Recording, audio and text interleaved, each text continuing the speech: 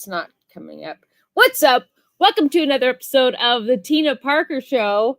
We are live here on YouTube, and I have TikTok live with us on the side. And anyway, if you guys have questions, connect with me. Let me know where you're joining from. This episode is going to be straight up fire, okay? This is for you moms that are in survival mode, and you might be blaming yourself, and you can't see out of this shit you're in right now, okay? This is for you. I want to talk today about the woman who thinks her past has disqualified her. Because one of the most successful men, okay, we're going to talk about a man. One of the most successful men in history failed publicly, repeatedly, and painfully. And instead of letting it define him, he studied it. Guys, I've been studying more about this gentleman I'm going to share with you today. And I've known a lot about him, but I didn't know some of this other stuff. So I think we can all apply it to us moms during a devastating time in our life, and we can't see out of the shit that we're trying to see through. And what he did with the failure is exactly what women need to learn how to do with their own lives. So, you guys probably don't know who I'm talking about, okay? This guy is Henry Ford. A lot of young women, probably in their 20s, don't know much about Henry Ford. They might know that he built cars, right? But you may not know more about his story. I love cars, so you guys know. I grew up with a dad that built engines for a living, built race cars. My family races. And so a lot of times I will connect people that are in the automotive space but I actually spent 23 years in financial services. I am in a separation myself and have lived and experienced survival mode. And I just want to help you because I'm, finally saw through, I'm out of the beginning, I'm out on the other side. Okay. So I just want to talk to you ladies but just kind of talk to you about how other people have made it through. And I love these greats that we can learn from. So Henry Ford, he became a household name when he was just a man with an idea.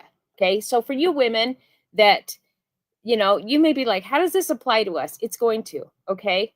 Because right now you can't see out of the mess. Okay. All you can see is your husband left. You don't know how you're financially going to get by. You have kids, you're trying to take care of them. You're frustrated because the kids they want your time. And it almost feels like when you're going through survival mode as a single mom, that it's almost like they are dying for more attention at that time and you don't have the energy to give it to them. Okay. Tell me in the comments if you feel that, because that is real. I have a daughter now that's 35. So she's, I'm definitely out on the other side. My son is 22. So I have grandkids.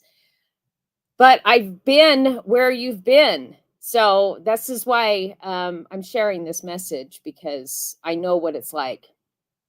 So he was just a man with an idea and a long list of failures. He wasn't born successful. He wasn't protected from mistakes, and he wasn't immediately respected. Some of us ladies, we feel like we're special, or maybe you don't yet, but you are. And we want people to respect us. And we're like, don't you know who I am? Okay. I'm a child of God. I'm a daughter of, God, Yahweh, the creator. Treat me with more respect, right? In fact, this gentleman, Henry Ford, he failed so badly at first that most people would have quit. So ladies, if you feel like you want to quit, if you feel like you're exhausted, I know what it feels like. It's almost like you have to create you almost gamify it in your brain. This is just how my brain works. But let me tell you, let's talk more about him. So in 1899, Henry Ford started his first company. It was the Detroit Automobile Company. He had investors. He had support. People believed in him. This was in 1899. And it failed. Okay. Can you imagine this business failing? He had investors. He had support. He had people that believed in him, and it failed within a year. The cars were too expensive. They took too long to build. They weren't consistent. The company collapsed. And here's how we translate it for us ladies, okay? I tried something. Could be the marriage, could be the business, could be the job. You know, we're in a really big changing time. Like AI is taking over, right? A lot of people their jobs are threatened. Or your husband has left you, okay? My husband decided that he wanted a separation 2 years ago and devastated me because I let go of my career to be more of a housewife, which that was back in the old days. I say old days because I'm a 35-year-old. Back in the day, that was a big no-no. Don't ever depend on a man. I was one of those, women that thought like that. Like I didn't want to be a housewife. Okay. I was a single mom at 16, had her at 17. Well, got pregnant at 16, had her at 17. And I just knew working. I knew career. I didn't think I could do housewife. Okay. We're all unique in our way. Well, a lot of us, maybe not you, but I was given a lot of responsibility at a very young age, like 3rd grade. And I just became a leader really fast. And so for me to stay home, I felt like that didn't align with who I am. And I really wanted to work. So I gave up a lot to support my husband in his opportunities. And so when he wanted a separation, I was in complete shock, went into straight up. First, I put up these walls when I felt things were going weird. And then I broke down. I felt abandoned. I went into straight up survival mode. Kind of had a chip on my shoulder a little bit. Told him I don't need a man. Well, that was stupid. That's a lie, by the way. Men have a place, and they are, I want a man that leads, provides, protects. It's a kingdom builder, that it has a bigger purpose, that it supports me and loves that I am driven and I want to do big things. I want him to support my interests as well. And I think it goes both ways. If I wanted to be a housewife, I think that your man should support you being a housewife. If you want to be a career woman or you want to make impact or whatever your drive is or your purpose, I think that you find a man that supports that. Okay. So here's how Henry Ford, what he experienced, translate. Okay. You tried some, could be the marriage, could be the job, could be the business. People believed in you at first, right? I have a friend, and hopefully if she watches this, that's okay. But I remember her husband, we were going to do this opportunity together. It was a bunch of us. This was like 10 years ago. And he didn't want to support her in it because he actually said, you've tried so many things. I don't even want you to do one more thing. Like, you're just going to fail at this too. So he had a bad feeling about it and bad attitude about it, I should say, mindset. So it already put that, I think, in her heart and in her spirit. But so she didn't have people who believed in her. But many people, when you first start something, you're so passionate and excited. Maybe it's the marriage, maybe it's the business, maybe it's your job, maybe it's your kids, whatever. Okay. But people might believe in you and then you still fail. Okay. That happens. And that's what happened with Henry Ford. Okay. So after that failure, Henry Ford was fired from his own company. Fired. It was his company and he was fired. His investors thought he was too stubborn, too experimental, too unwilling to play it safe. They lost confidence in him. So how does that translate to us? People decided I wasn't reliable. Maybe I was not, and this could be you. We have to look at ourselves. And we're going to get to that. But honestly, I think that we have to, when we're in survival, we're not really looking at what we did or how we showed up in the relationship or the business or the whatever, the marriage. As a parent, sometimes we're just like trying to see through the survival, the how am I going to get by financially? Where am I going to live? How am I going to take care of my kids? How do I get around? All these things. So for him, people decided that he wasn't reliable. Okay, for us, what is that? How did we show up? For me, at first, I'll tell you, I thought it was all him. I wasn't looking. I was like, I was a freaking best wife. I was supportive. I was a hard worker. But you know what? I realized that I did have some faults. You know what I mean? I did play a role. I know that he knew I wanted to do big things, and he knew I was capable, and I wasn't. And I honestly believe that God will put us through things to help us become, I think there's a reason for everything, bottom line. So in his, they didn't trust his judgment anymore. Maybe our relationship got tired of us saying we're going to do something and we never do it. You have poor judgment. That moment alone would have ended most people. But Henry Ford tried again with another company, and again, it didn't work. Disagreements, pressure to conform, public embarrassment. He walked away broke and discouraged. Okay. Ladies, if you're broke and discouraged, tell me in the comments. Okay. Because I know I was broke and discouraged. And I was actually a little, I had resentment. I didn't believe it. I was in shock. I was like, this really isn't happening. But this wasn't one failure. This was a pattern. Okay. So sometimes things take a long time in your husband, or if you're the man, it could be your wife, whether, I don't know where you're at. Okay. But, resentment can build. Maybe he needed more from you in some area of your life and you weren't showing up. And so he looked elsewhere. I'm not saying that's your fault 100%. A big thing is communication. Like, I feel like there wasn't enough communication. So like I said, if you needed more from me, like, just say it, if I wasn't,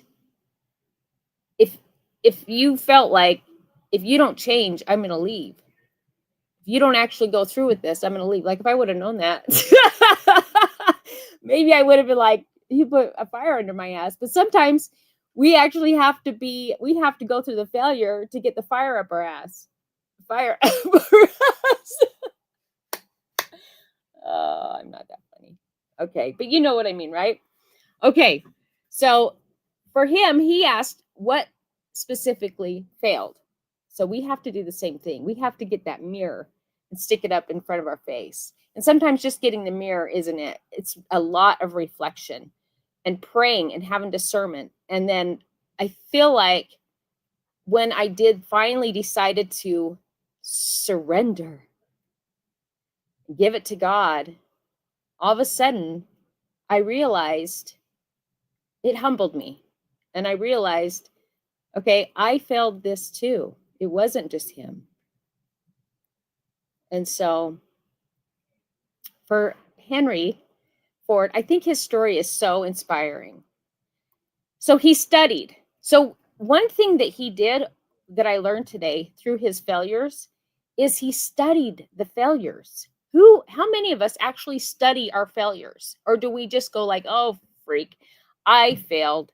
I suck. But he studied them. What exactly went wrong? How can I get better in that space, in that area? And I think that's where a lot of us, men and women, we forget to study our failures. Okay. So what specifically failed? He studied production speed, workflow, the cost, consistency, accessibility. He realized the problem wasn't his vision, the problem was the system. So he needed to maybe go back to the drawing board, right? And create a better system. Okay, here's the breakthrough. Instead of scrapping himself, Henry Ford redesigned the process. And that's what we can do, ladies. We can redesign our life. We can redesign at any moment. You can decide today, tomorrow morning, okay, I'm going to wake up before 5 a.m. and I'm going to get to the gym. I'm going to pray. I'm going to journal. I'm going to get in the right headspace. I'm going to get excited and grateful that I get another day. Woo! If you get to breathe, that means you got another day. You know, some people that are sick, that are on their deathbed, would pay millions if they had it for more time on this earth. And if you still get another day and you're not on your deathbed, that should be, just think, they would pay millions to be able to do that. But if you still have your health, you get to do it. You don't have to pay millions. So get excited. All right? So instead of scrapping himself, that's when he created the assembly line. Not by working harder, but by working smarter. He didn't quit after failure. He adjusted. And that's exactly what changed everything. He looked at everything and he found where he was being weak, you know? Because I think we need to rebuild ourselves. Okay? I'm a master confidence builder. Okay? Think of our bodies as an engine. Okay? The mind is the engine. The body is the chassis. You want to be fit, right? So you can be fast. I'm not telling you have to work harder, because there's things out there you can do for money that you don't have to work harder, you know? So when they say you have to work hard to get rich, they're lying. All right. So most women were never taught how to study failure. So when something falls apart, a marriage, a season, a business, a dream, they don't analyze it. They go into, like, I think a lot of us, we get caught up in our ego, you know, and we don't want to take ownership, accountability. I'll tell you, I was all up in my ego when it first happened. It was like, it's not even me. How could he do this to me? Not even looking internally. What did I do wrong? And that didn't happen for at least a year. So they don't analyze it. They internalize it. They turn failure into shame. They turn mistakes into identity. Maybe it's your church. Maybe you were going to a church and your church has let you down. You found out new things that doesn't align with you. Okay. And so maybe you carry shame for all the things. Maybe something happened in your childhood and you carry shame. Could be so many things. Okay. Maybe you cheated. Maybe he cheated. I mean, the world is going through a lot right now. Okay. So you'll have to decide what that is for you. But we can turn that failure into shame. They turn mistakes into identity, and they start to believe, like, I'm not good enough. They turn their identity into a weak identity. When you are a confident, unique child of God, you have God in you. So think about that. If I have God in me, I must be brilliant. I must be incredible. You think God is not confident? You know, think about things a little different and it will change your whole perspective. Okay. They turn survival decisions into lifelong guilt. Here's blame versus accountability. Okay. And sometimes instead of looking inward, blame becomes easier. I was doing that. Sometimes it's hard to even admit that you were doing it. Blaming the man, blaming the relationship, blaming the betrayal, blaming the circumstance. Blame feels relieving, right? It's like, okay, let me just blame him for everything or her for everything. But that's temporary. Okay. But accountability is where your power lives. Henry Ford couldn't have blamed his investors, the economy, the critics, but instead he asked, what part of this is mine to study? And here's the mirror movement, okay? Here's the truth many women don't want to hear, but we all need to hear it. I had to hear it. So ladies, if I'm hurting your feelings, okay, believe me, I hurt my own. I hurt my own because I wasn't taking ownership sooner. Sometimes the deeper pain isn't just what he did. It's realizing we ignored ourselves, silenced ourselves, stayed quiet longer than we should have. That doesn't make you weak. It means you were surviving. So there's accountability also without self-destruction. You don't have to self-destruct yourself, to take that accountability. It isn't punishment. It's just clarity. It's like, oh, crap. I sucked. I failed at showing up in a better way. This is one thing that I realized. I was not the same woman that he married. So here's an example. Think back to when you first got married, and you have to ask yourself, am I still that fun, free spirit? I mean, whatever it is, maybe you got butterflies when he touched you. Well, maybe when he started touching you later, you were like, I have a headache. I don't want to do this. You just became like a bah humbug. You know what I mean? Like the Grinch who stole Christmas. That's a good analogy, isn't it? But a lot of women do. We forget who we were when they first dated. Well, I said this a couple of years ago. I did this video and I said, what if we had to sign a contract? Okay, you know how athletes, when they play any sport, right? The owners of the team give them a contract to sign. And in that contract, you need to live up to these standards and values. And you need to stay fit. You need to take care of yourself the way you look right now. You need to show up on time. You need to do, there's all these things that go in a contract, right? And that's how you're going to get paid the big bucks. Okay, well, think about your marriage.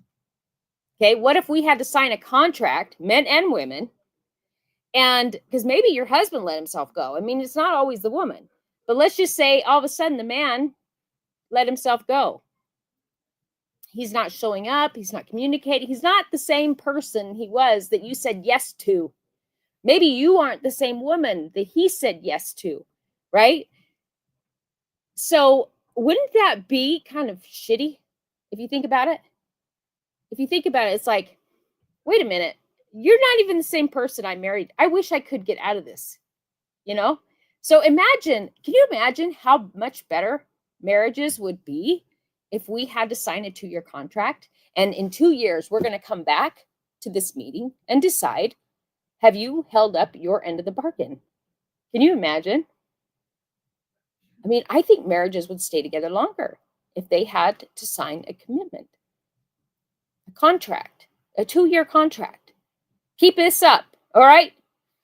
Because if you stop giving me the goods, or you stop looking good, or I'm looking good and you're not, that doesn't work.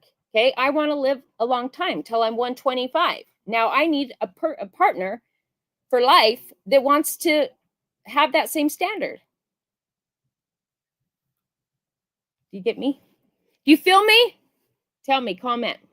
Okay, so Henry Ford didn't deny responsibility. He didn't destroy himself with it either. That's the difference between ownership and shame. Shame will keep you stuck. Ownership moves you forward. Okay, you own it. You go, man, I can't believe I did that. Sometimes we don't look close soon enough. This bad habits and bad standards and, bad way of living, whatever it is, can like compound before you know it. You've gotten so far behind, so far away from who you used to be. I think we should always be getting better, not getting worse. Most women are still punishing themselves for decisions they made while they were trying to survive. You don't need more discipline, ladies.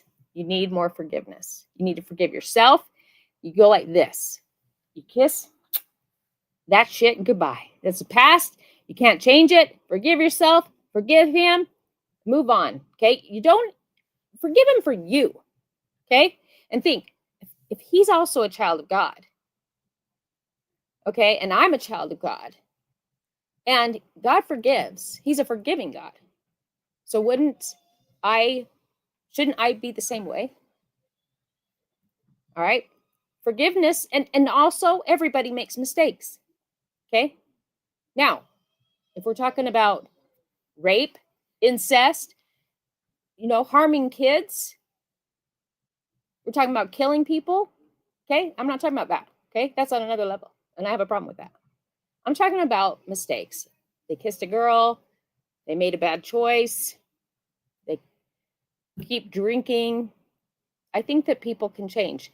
Obviously, if they're, there has to be a point. Maybe that's in the contract. Like, I can't have an alcoholic.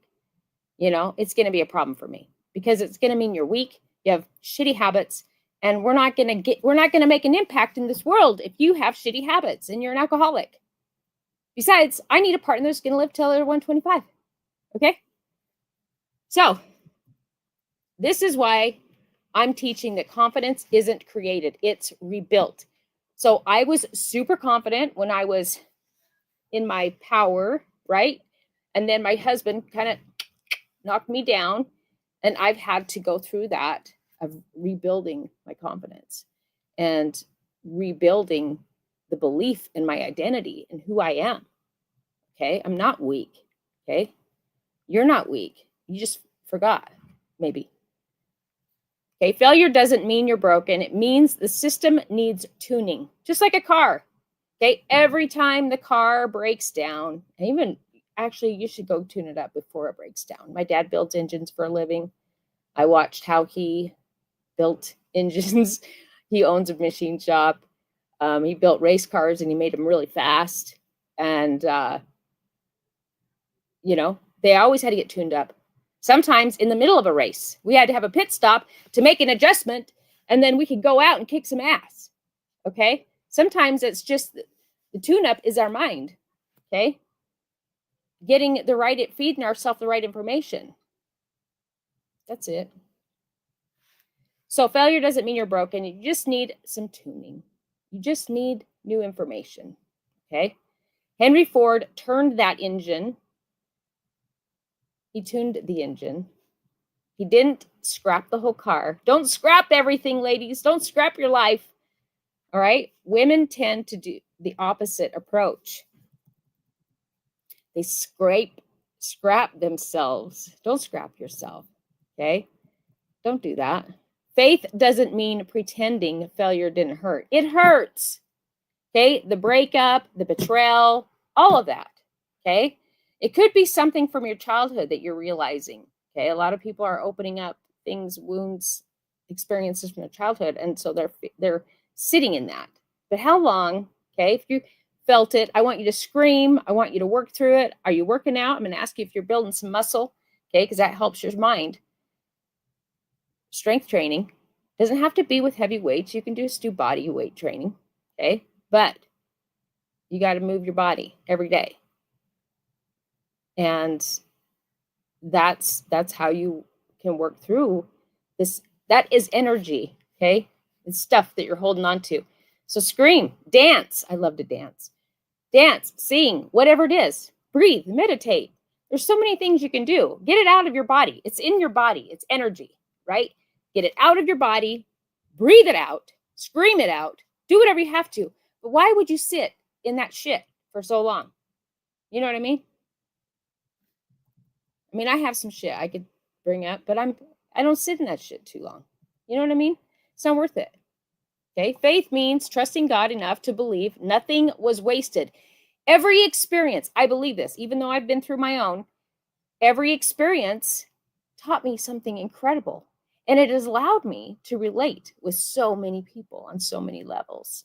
So I believe he has unique children that have unique gifts that can share with the world and help people through theirs. Okay. It's like moving things forward. We're his tools in his toolkit. All right. So nothing's wasted, not the relationship, not the loss, the mistake, the season. God uses information, even painful information, to reposition us. I wish I had a boom button. So instead of asking, what's wrong with me? Ask, what failed? What worked? What did this teach me? What system needs to change? And don't worry about them changing. Okay. You're focusing on you. That's it. You're focusing on you so that you can become the best person you can possibly be, not just for you, but for your children and for your future partner that you're going to attract into your life. That's how builders think, okay? That's how builders think. Henry Ford didn't let failure define him. He studied it, he adjusted, and he moved forward. And you can do the same. Your past didn't disqualify you, it prepared you. So do this. Study your life. Remember, this is the biggest thing that I think is the wake up that will help you click. Who was I when we first were together? Okay. Also remember who you really are, a child of God. You have God in you. You know how powerful that is? Knowing that you are a child of God and that you have power, unique power and gifts. Why would we waste that on the past that we cannot change? I would get excited every morning you get to breathe, be grateful, and get excited about what you're building and creating. Think of a badass, fast motor. Okay, that's going to be you, your body. Your body is going to be so freaking hot and sexy. And you're going to be so confident and you're going to glow and you're going to rise and you will attract the most incredible humans in your life. Okay, because the ones that aren't incredible, they will be intimidated of you. That's what I think. They're either going to talk shit and they're going to be intimidated, but we don't care about that, right? We want to attract the greats, right? So that is how confidence is rebuilt. Study your life, forgive yourself, adjust the system, adjust your body, adjust your mind, your spirit, your attitude. And it will literally change your life. And I want to know if something clicked with you in this video, I want you to tell me, because honestly, this is what changed, like clicked in my brain when I started to think about who was I when we first, that was a big one. Who was I when we first started dating? Before he proposed. And who was I then? I became this robot. No fun anymore. Not willing to do some of the spontaneous fun things that we used to do. And I was still working out. I was still like taking care of my body, and that was a priority, but I was too rigid, and I wasn't rigid when we were dating. So we just have to put the mirror in front of our face and get real deep with that and reflect and actually have conversations with the Creator and have some discernment on yourself. Where did I fail? Where can I get better? But I think the biggest thing is looking at yourself and saying, who was I when we first started dating? Because you know what? If you changed a lot, you blew the contract. And he probably wanted out of the contract. That's just the tough love I'm going to tell you. And I experienced it myself. So you're not alone in that. And anyway, I hope that this touched and landed for you. If you have any questions, let me know.